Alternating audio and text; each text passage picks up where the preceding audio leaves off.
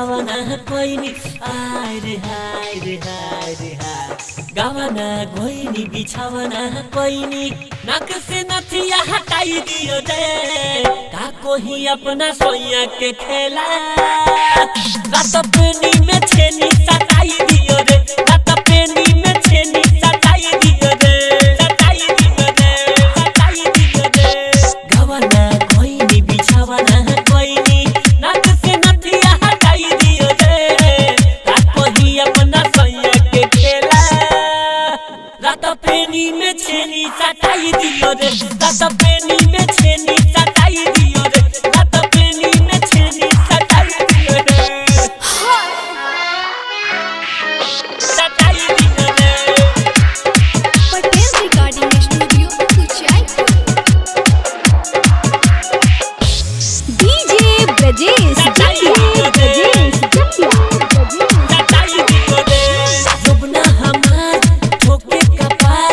रुसल बा ऐसन भातार से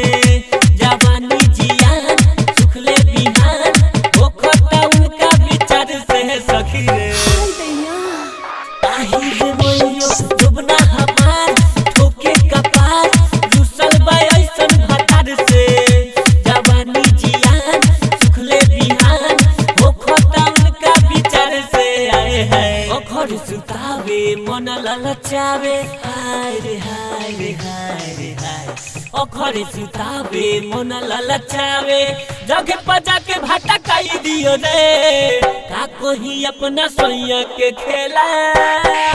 रात पेनी में छेनी सटाई दियो रे रात पेनी में छेनी सटाई दियो रे रात पेनी में छेनी सटाई दियो रे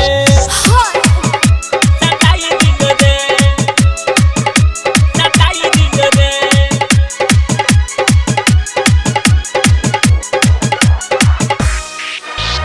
डीजे ब्रजेश सटाई दियो